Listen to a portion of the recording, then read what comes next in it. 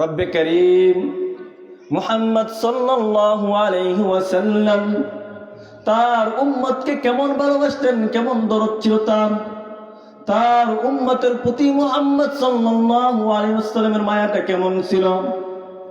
রব্বে করিম কুরআনে কারীমের মধ্যে বলেন, লাকাদ জাআকুম রাসূলুম মিন আনফুসিকুম। রব বলতেছেন, লাকাদ জাআকুম রাসূলুম মিন আনফুসিকুম, তোমাদের মধ্য থেকে রাসূল এসেছেন। রাসূল কাদের মধ্য থেকে এসেছেন? আমাদের মধ্য থেকে মানুষের মধ্য থেকে রাসূল এসেছেন। লাকাদ জাআকুম রাসূলুম মিন আনফুসিকুম, সেই রাসূল কেমন ছিল তোমাদের প্রতি? রব বলতেছেন, আজিজুন আলাইহি মা আনিতুম, যে মুহাম্মদ সাল্লাল্লাহু আলাইহি ওয়াসাল্লাম তোমাদের কষ্ট যার নিকট ছিল অসহনীয়। তোমাদের কষ্ট মুহাম্মদ সাল্লাল্লাহু আলাইহি ওয়াসাল্লাম সহ্য করতে পারেন না। যার নিকট মুহাম্মদ সাল্লাল্লাহু আলাইহি ওয়াসাল্লামের নিকট তার উম্মতের কষ্ট অসহনীয়। আজিজুন আলাইহি মা আনিতুম ওয়া হারিসুন আলাইকুম, যিনি তোমাদের কল্যাণে ছিলেন ব্যাকুল। রব বলতেছেন, মুহাম্মদ সাল্লাল্লাহু আলাইহি ওয়াসাল্লাম এমন একজন নবী, এমন একজন রাসূল যার নিকট তোমাদের কষ্টটা কি বলেন? অসহনীয়। আমাদের কষ্ট, উম্মতের কষ্ট মুহাম্মদ সাল্লাল্লাহু আলাইহি কি করতে পারেন না? বলেন, সহ্য করতে পারেন না। হারিসুন আলাইকুম, যিনি ছিলেন তোমাদের কল্যাণের জন্য ছিলেন ব্যাকুল। বিল মুমিনিনা রাউফুর রহিম, রব বলতেছেন মুহাম্মদ সাল্লাল্লাহু আলাইহি ওয়াসাল্লাম কেমন ছিলেন? বিল মুমিনিন, যিনি ছিলেন মুমিনদের প্রতি রাউফুর রহিম, দয়াবান, মমতাবান। আল্লাহ তাআলা কি বলতেছেন? মুহাম্মদ সাল্লাল্লাহু আলাইহি ওয়াসাল্লাম উম্মতের প্রতি কি ছিলেন? দয়াবান ছিলেন, মমতাবান ছিলেন।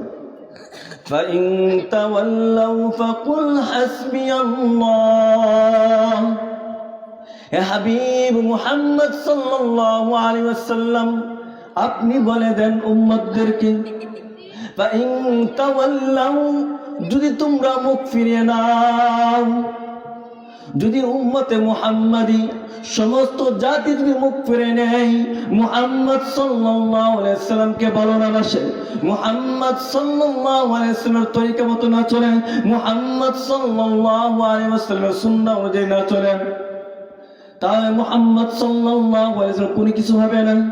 কারণ রব বলতেছেন, হে মুহাম্মদ সাল্লাল্লাহু আলাইহি ওয়াসাল্লাম আপনি বলে দেন, ফাইন তাওয়াল্লাউ ফাকুল হাসবিয়াল্লাহ। দুনিয়ার মানুষ যদি মুহাম্মদ সাল্লাল্লাহু আলাইহি ওয়াসাল্লামের সুন্নতের অনুসরণ না করে, দুনিয়ার সমস্ত মানুষেরা যদি মুহাম্মদ সাল্লাল্লাহু আলাইহি ওয়াসাল্লামকে মহব্বত না করে, রব বলতেছেন হাবিব আপনি বলে দেন, হাসবিয়াল্লাহ, আমার জন্য আল্লাহ তাআলাই যথেষ্ট। কে যথেষ্ট? বলেন, আল্লাহ তাআলা। ফাকুল হাসবিয়াল্লাহ, এমন আল্লাহ তাআলা আমার জন্য যথেষ্ট। লা ইলাহা ইল্লাহু, যিনি ছাড়া কোনো মাবুদ নাই, এমন আল্লাহ তাআলা আমার জন্য যথেষ্ট, যিনি ছাড়া কোনো মাবুদ নাই। আলাইহি তাওয়াক্কালতু, আমি তার উপর ভরসা করেছি। ওয়া হুয়া রাব্বুল আরশিল আযীম, আর তিনি হলেন মহা আরশের প্রতিপালক। তো এই আয়াত সূরা তাওবার শেষের আয়াতের মধ্যে রব্বে কারীম মুহাম্মদ সাল্লাল্লাহু আলাইহি ওয়াসাল্লাম গুণ বলতেছেন যে মুহাম্মদ সাল্লাল্লাহু আলাইহি ওয়াসাল্লাম উম্মতকে কত বেশি দয়া করতেন, মায়া করতেন। মুহাম্মদ সাল্লাল্লাহু আলাইহি ওয়াসাল্লামকে ভালোবাসা, মুহাম্মদ সাল্লাল্লাহু আলাইহি ওয়াসাল্লামের মহব্বতের মধ্যে রাখা ঈমান। বলেন কি? ঈমান। মুহাম্মদ সাল্লাল্লাহু আলাইহি ওয়াসাল্লামকে যখন কোনো একটা মুমিন নিজের জানের চেয়ে, প্রাণের চেয়ে, সন্তানের চেয়ে, মা বাবার চেয়ে, আত্মীয় স্বজনের চেয়ে, এমনকি নিজের জানের চেয়ে মহব্বত না করবে, পরিপূর্ণ মুমিন হতে পারবে না।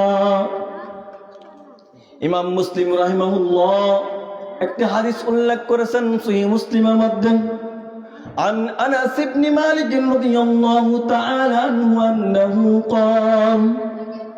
قال رسول الله صلى الله عليه وسلم لا يؤمن أحدكم حتى أكون أحب إليه من والده وولده والناس أجمعين আনাস ইবনে মালিক রাদিয়াল্লাহু তাআলা আনহু বলেন নবীজি সাল্লাল্লাহু আলাইহি ওয়াসাল্লাম বলেছেন লা ইউমিনু আহাদুকুম তোমাদের মধ্যে কেউ পরিপূর্ণ মুমিন হতে পারবে না হাত্তা কুনা হাব্বা ইলাইহি যতক্ষণ আমি মুহাম্মদ সাল্লাল্লাহু আলাইহি ওয়াসাল্লাম তার নিকট মুহাব্বতের ভালোবাসার পাত্র হব মিন ওয়ালিদিহি তার পিতা মাতা থেকে ওয়া ওয়ালাদিহি তার সন্তান সন্ততি থেকে ওয়ান নাসি আজমাইন সকল মানুষ থেকে যখন আমি মুহাম্মদ সাল্লাল্লাহু আলাইহি ওয়াসাল্লামকে যতক্ষণ না ভালোবাসবে